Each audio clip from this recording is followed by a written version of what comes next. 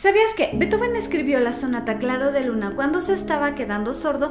Además, está dedicada a una joven de la cual se había enamorado en aquel entonces. Así es, hoy hablaremos de Moonlight, una sonata para piano muy popular del compositor Ludwig van Beethoven, uno de los compositores más importantes de la historia de la música. Además, fue director de orquesta, pianista y profesor de piano. Pero antes, como siempre, un poco de contexto. Durante su infancia, su padre quiso hacer de él un nuevo Mozart, así que lo sometió a un aprendizaje que le afectó de por vida, pues lo reprendía por cualquier error que cometiera frente al piano y lo privaba del sueño con tal de mantenerlo practicando. Beethoven fue el último representante del clasicismo vienés, consiguiendo trascender la música del romanticismo. En 1972, Beethoven llegó a Viena como estudiante tomando clases con Haydn. Cuando llegó tenía poco dinero porque en teoría seguía siendo empleado de la corte de Bonn, sin embargo, al poco tiempo dejó de pagarle su salario. En Viena, los músicos tenían muchas maneras de ganarse la vida. Los aristócratas pagaban muy bien a los pianistas por tocar en sus salones. Además, aprovechaban para reclutar a alumnos adinerados. Algo se ganaba también publicando composiciones, pero era más lucrativo vender los derechos exclusivos de las obras nuevas durante un periodo limitado antes de su publicación o vender dedicatorias de las obras. Y sin duda, los conciertos constituían otra forma de ingreso. Y bueno, con la ayuda de las cartas de recomendación de sus amigos de Bonn,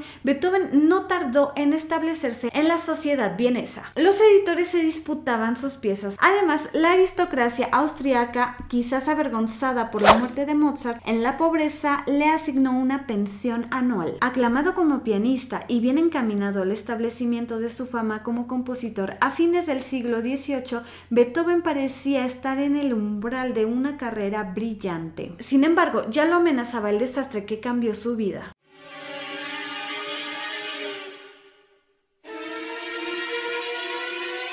En 1796 aproximadamente fue cuando comenzó a notar síntomas de sordera. Todavía no eran tan graves, pero sí lo suficiente como para llevarlo a visitar a varios médicos durante los siguientes años, en busca de una cura que jamás se encontró. La sordera empezó a manifestarse a través de acúfenos o tinnitus, unos zumbidos o silbidos que se escuchan en uno o ambos oídos sin que exista una fuente exterior de sonido. Y pues bueno, durante años trató de mantener los síntomas de sordera en secreto, evitando el contacto social. Y esto afectó tanto a su bienestar mental que incluso pensó en el desvivimiento.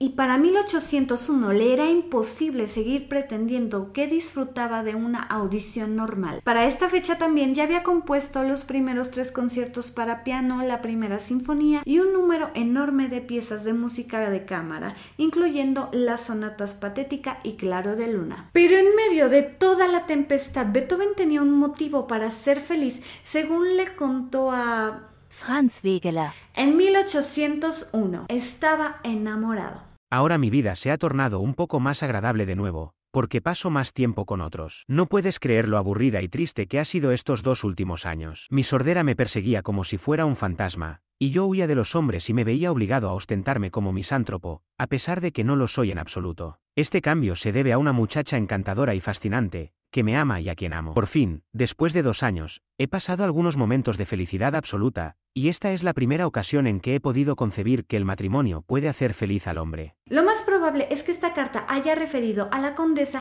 Giulietta Guicciardi. Beethoven le daba clases de piano a una querida y encantadora muchacha, quien era hija de un consejero de la corte. Sin embargo, ese amor no tuvo consecuencias, muy probablemente debido a las diferencias de las respectivas posiciones sociales. Y un par de años después, Giulietta desposó al conde Gallenberg, terminando así su asunto amoroso. No obstante, esta relación de casi 2 años ayudó a Beethoven a sobrellevar el diagnóstico de sordera que sus médicos le habían dado. No es posible que diga, hablen más fuerte.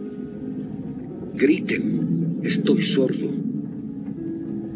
¿Cómo puedo vivir si mis enemigos, que son tantos, creen que ya no poseo el único sentido que debe ser perfecto en alto grado en mí, más que en otros? A pesar de que los expertos no suelen hacer asociaciones directas, sí coinciden en afirmar que sus composiciones fueron influenciadas por la ira, el miedo y otras emociones que pudo haber sentido gracias a su afección. Entonces, hablando específicamente de la sonata para piano número 14 en do sostenido menor, Quasi una fantasía, opus 27, número 2. ¿Eso es todo?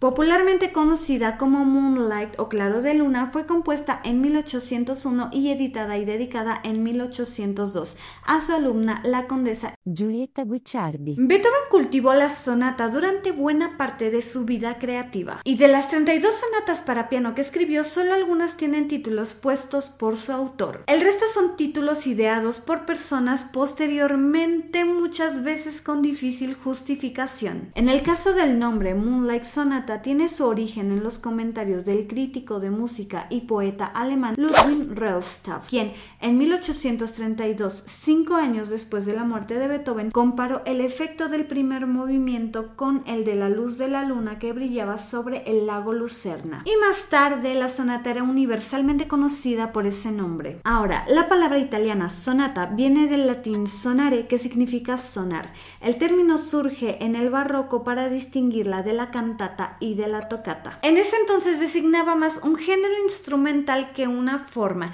y con el paso del tiempo esta relación entre la forma y su origen etimológico se fue difuminando. Evidentemente la sonata fue evolucionando a través de la historia y fue hasta la época clásica cuando cobró más importancia. La sonata cuenta por lo general con 3 o 4 movimientos. En este caso cuenta con 3 movimientos.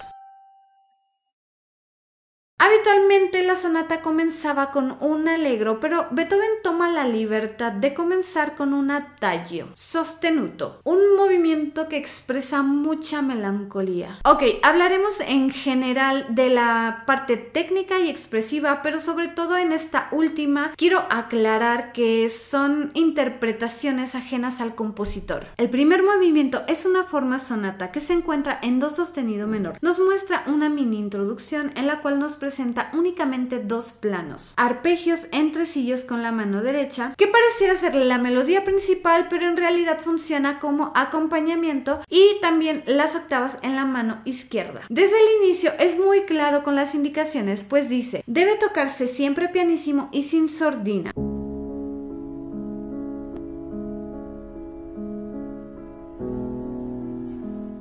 Lo cual le otorga un carácter delicado y de dolor sereno y contenido. Quizás se encuentra en serenidad en medio de su resignación. En el compás número 5 hay un enlace melódico para dar paso a un tercer plano, también en la mano derecha, que lleva una melodía muy simple pero bastante expresiva. Inicia con anacruza y básicamente son notas repetidas sobre la dominante, culminando con movimiento. Ya con todos los planos juntos podemos notar que forman una polirritmia. Esto sucede entre los tresillos del acompañamiento y la melodía. Es por eso que utiliza un compás de 2 medios.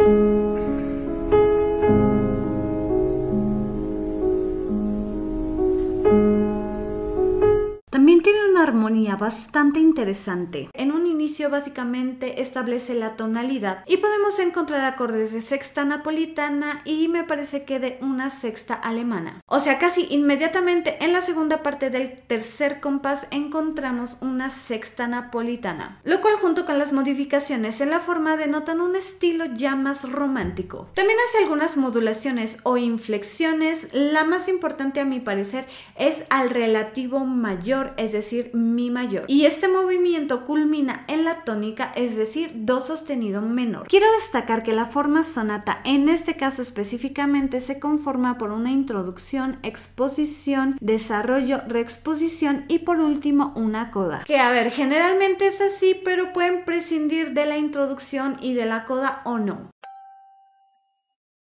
Ahora vamos con el segundo movimiento. En teoría debería de ser un lento, adagio o un largo, pero también en este caso se toma la libertad de modificarlo y hacer un allegretto, el cual es un minueto con trío. Este básicamente es un interludio alegre, ligero, que conecta al primer movimiento, o sea, la apertura, con el tercer movimiento, ambos oscuros y sombríos. Pareciera un esfuerzo en vano por sonreír ante esa difícil situación, refiriéndome a la sordera. sordera. Y bueno, el movimiento es sumamente sencillo y corto en comparación al resto de la obra. Se encuentra en re bemol mayor, la tonalidad enarmónica del primer movimiento. Y como es común en el minueto, se encuentra en 3/4. El tema inicia en anacruza con un efecto de pregunta y respuesta. Después de que termina la primera frase, se repite esta idea modificada por el ritmo. Ahora presenta una melodía sincopada, es decir, invierte los valores. En general, lo que antes era una negra, ahora es una blanca y viceversa. Continúa con el trío, que consta de los dos periodos habituales. Antiguamente se supone que mientras el minueto era interpretado por todo el conjunto instrumental, el trío se relegaba solamente a 3 instrumentos, de ahí su nombre. Y en este caso, como está escrita para piano, se escribe a 3 voces, y una de ellas es la octava. Son 3 voces. Ahora, si lo vemos en macro, presenta el minueto, el trío y una vez más el minueto. Es decir, sería como parte A, una parte B y una A'. Y llegamos por fin al tercer movimiento, el más intenso, un presto agitato. Con este movimiento nos deja ver la tempestad y la desesperación por la cual estaba pasando, asemejando a una tormenta. Es una parte de difícil ejecución que incluso en cierto punto nos da una cierta sensación de improvisación. Hace de nuevo una forma sonata y enarmoniza de nuevo, es decir, regresa a la tonalidad de do sostenido menor. Recordemos que el primer movimiento cuenta con esas características también. Comienza con un arpegio ascendente que, si observamos bien, nos daremos cuenta de que parte del primer tema, o sea, es la transformación rítmica en semicorcheas de aquel diseño suave y tenue que formó el fondo sonoro del adagio sostenuto.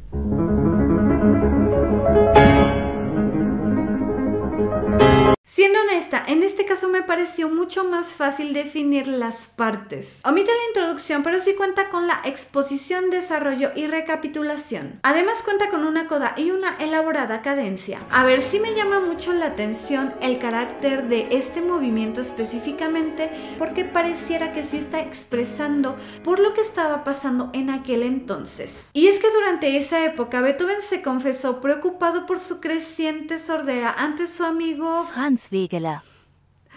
Perdón, no sé pronunciar ese nombre. Pero no solo eso, al siguiente año escribió el conocido Testamento de Heiligenstadt, en el que expresa su desesperación y disgusto ante la injusticia de que un músico pudiera volverse sordo, algo que no podía concebir ni soportar. Esta es la carta de despedida a sus hermanos, el testamento que nunca envió. Su desesperación aumentaba a medida que se notaba cada vez más sordo. La más infeliz criatura de Dios se llamó a sí mismo. Esto es a muy grandes rasgos lo que tengo que decir acerca de la sonata. La verdad les recomiendo que vayan a escucharla completa, tiene muchísimas cosas que omití, desde la parte armónica, la conducción de voces, etc. Pero a pesar de eso, reitero mi invitación a que la escuchen completa, es simplemente maravillosa. Y bueno, antes de despedirnos, la recomendación del día de hoy es Journey, una banda de doom metal de Finlandia.